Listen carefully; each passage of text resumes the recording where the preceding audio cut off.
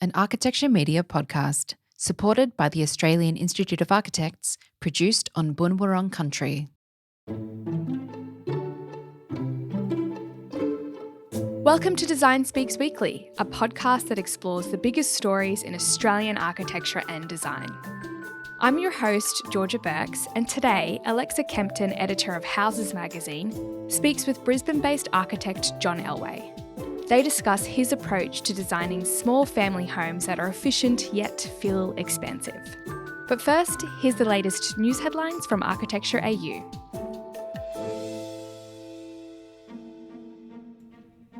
In the news this week, one of New South Wales' biggest build-to-rent schemes has been approved by the state's Independent Planning Commission.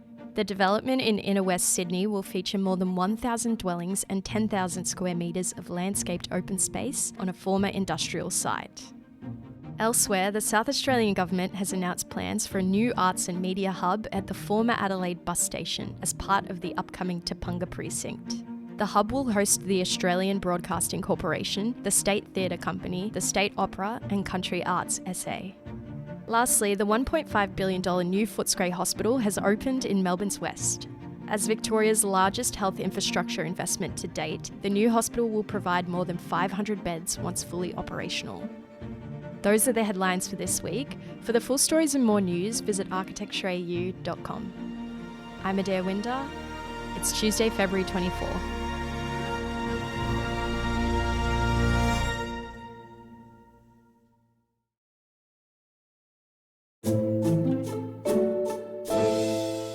John Ellway is a leading residential architect in Australia.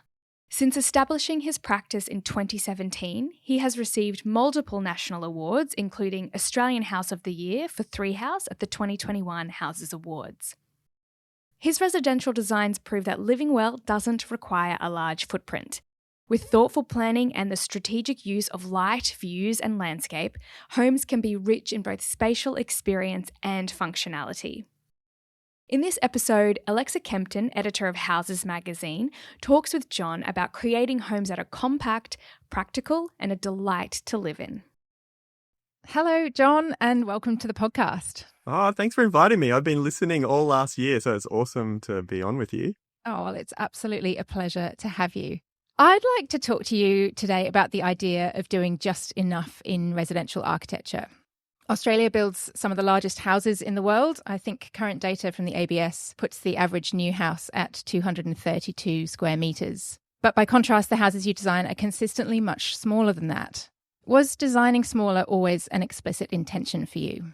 Look, I think it probably came about by designing my own house, and we had a lot of constraints with the money there, but it sort of became a really great example to show clients early on as we're kind of getting to know each other. And I think the other thing that makes me gravitate more towards building smaller and clients that want to build smaller, I guess, is that I'm a practice of one most of the time. So keeping the projects small makes them achievable on your own. But I guess bigger picture is it's a great method to kind of deal with sustainability issues. Like, of all the things that we can do, is building less is obviously the most effective one. And so the other thing about building our own house as a kind of beginning to the practice was that you sort of learn what happens to a house and a building over time in terms of like maintenance and cost, and sort of appreciating some of those future things and then being able to translate that to client work as well. And of course, a smaller house for clients is much cheaper and easier for them to manage. So yeah, I think it has lots of benefits building smaller. Yeah, totally. I like that idea of learning by living it as well. And Japanese architecture has had a sustained influence on your work, and I wonder what it's taught you about restraint and sufficiency. Yeah, I first went to Japan when I was 12, so a little fella, and I was kind of, I'd grown up in this outer suburban suburb, and that's all I knew at that point. And so I was blown away by this completely different experience and culture, I guess. And I think one of the biggest lessons, particularly that you see in their traditional housing, is that they build kind of just enough and not too much. And also, like, there's a lot of adaptability in those kind of traditional structures, like the way people use spaces for multiple purposes, whether it's like a living space that becomes a bedroom, and the way that kind of walls can kind of move and configurations can change. And it's something that I like to keep at the back of my mind with every client project as well, is that like future owners are going to have these buildings and not just the one that you did the work for. And so they're going to have different needs. And yeah, keeping that in mind, I think is really, really important. And the other, I think, big thing that I've taken away from my time in Japan is that, you know, traditional Japanese buildings seem to really do beautiful management of light and shadow, and kind of translating that into a Brisbane context where I practice nearly all my work, and how sort of important it is to tame our light here, because it's super intense. You know, you compare it to somewhere in the Northern Hemisphere. And yeah, so those kind of they're experiments that I keep kind of continuing with every project. And the thing I've sort of been digging deeper into more and more lately, I think, is what light means at night for people and clients, the way that it can kind of be calming as well. So kind of working with clients to actually not have too many lights in their house and be really strategic about when they kind of come on and turn off. And that's been quite interesting. And I know in our own house, we sort of, things start to get darker and darker as the hours go on intentionally. And it kind of, you know, the sense of relaxation and going to sleep and having a good night is been really lovely. Yeah, that's a really lovely idea. And it's funny how Queensland architects often talk about seeking the shade and that lovely sort of relief that you get from a veranda or an undercroft and hiding from the sun. But really fascinating to reflect on what happens then at nighttime when the sun goes down. How does that space evolve at night? John, your houses give as much care to outdoor space as indoor space. You know, the garden is pretty integral to the design of all of the houses that you have finished. How do you use garden and threshold to create sufficiency in a house without increasing its footprint? Yeah, it's sort of, I guess it links back a little to your first question, and it's sort of a fundamental way to make a smaller building feel bigger.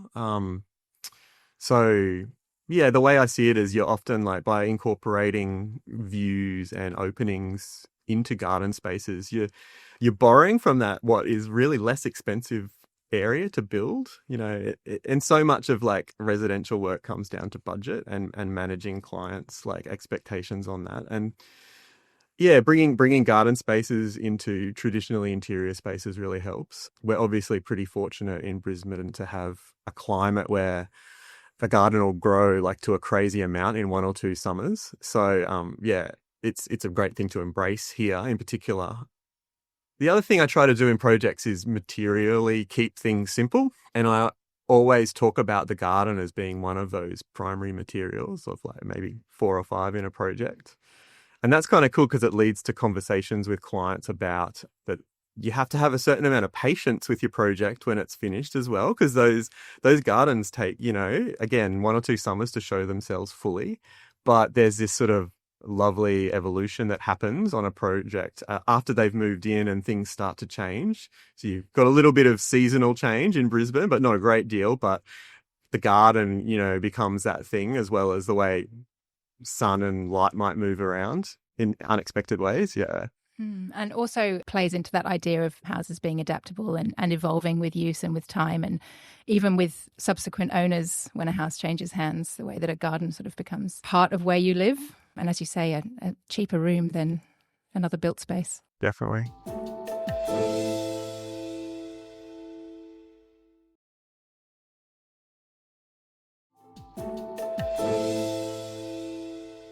So, John, you actually have alluded to budget a couple of times, and it being a real constraint that determines scale and scope.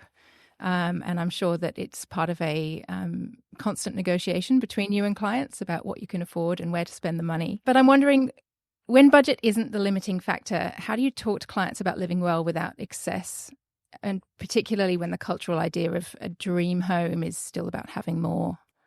I'd probably, like, if I got a project with a really large budget, I'd probably run away from it because I wouldn't know how to spend it, which is probably silly. But I'm not really interested in spending money on fancy tiles and taps. So I think the focus would be on, just kind of like looking at different ways to detail door and window openings in particular, which sort of links back to those kind of that integration of garden into a project.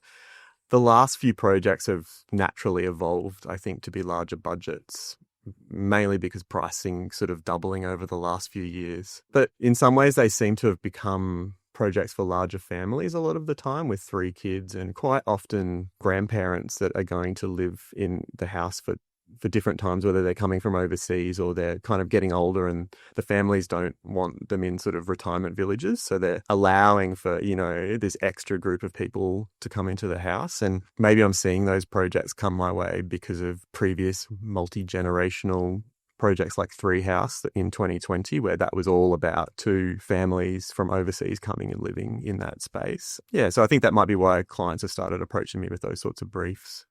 Yeah, that's that same idea of adaptability coming into play as well, isn't it? Queensland housing is sort of typically quite pragmatic. It's cottages, they're lightly built with lightweight materials. They're quite compact, and they really do sort of encourage living on the edge of the house. Do you think that as houses have got bigger, we might have lost sight a little bit of that pragmatism? I think a lot of that kind of size increase perhaps has come from people thinking or being told they need more than perhaps they really do. And it sort of come back to some of those things I said about maintenance. Like, do you really want to have to clean 5 bathrooms? Totally. Perhaps a nicer way to live is not to do that. And you sort of can tease that out of clients and sort of make some arguments about that. And also, I find like if you can convince them that a little smaller is probably okay because they're a lot more likely to get sort of some of the things that they're asking for. And that really, money speaks, I guess, doesn't it, in a way? Yeah. Yeah, totally. Yeah. Is there anything that you've learned from your clients that surprises you about the way people want to live or the way people think their house ought to look or perform?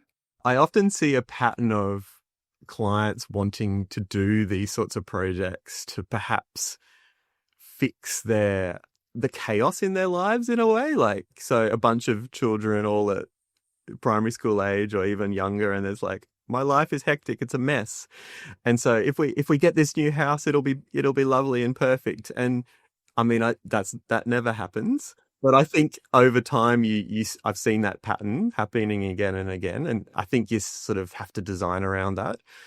And one of the things I've always sort of put in practice, and it started with our own house, is this kind of diversion in plan that happens. So you sort of come through the entry and try to bypass a lot of the living spaces, whether, bathrooms, bedrooms and whatever, so they can stay messy.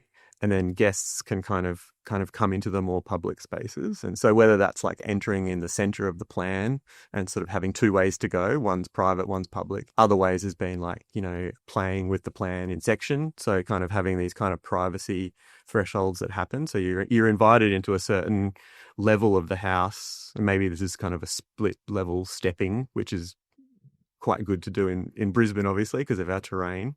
And so there's this implied kind of privacy that happens as you kind of stop and there's a set of stairs and do I go up? Do I not go up? And so, that results in, people not having to tidy up their whole house, and they sort of appreciate that, I think. And to be able to demonstrate that you can do that still in a small footprint as well is excellent. Without a million handrails everywhere and all that sort of thing. That's the trick.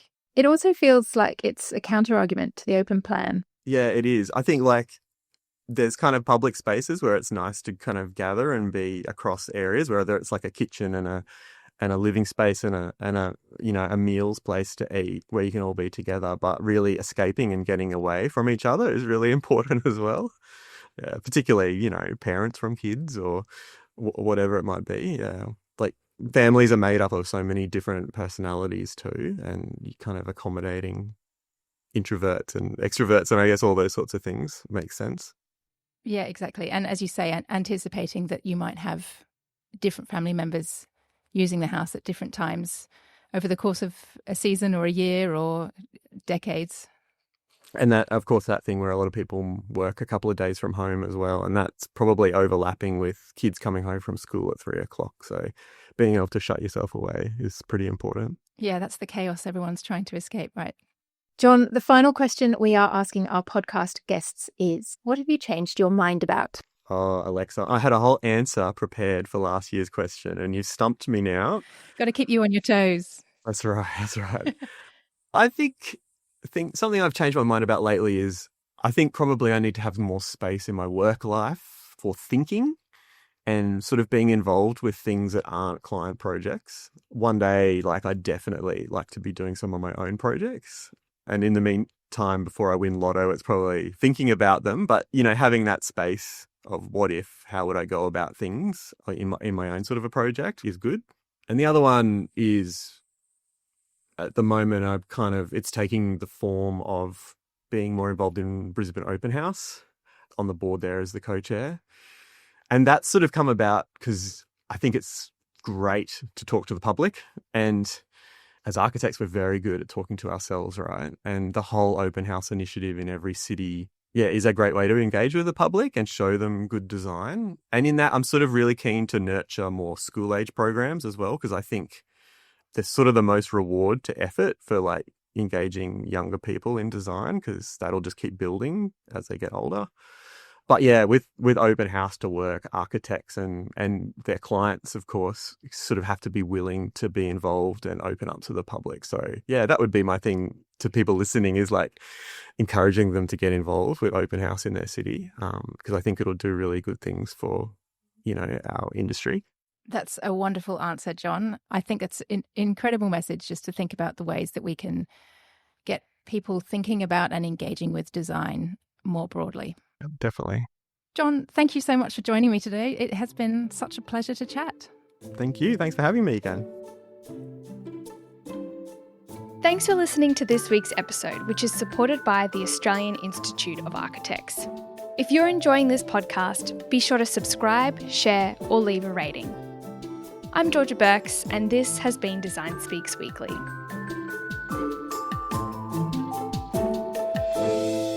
Design Speaks Weekly is produced on Boonwurrung country. We acknowledge the traditional custodians of country throughout Australia and recognise their continuing connection to land, waters and culture.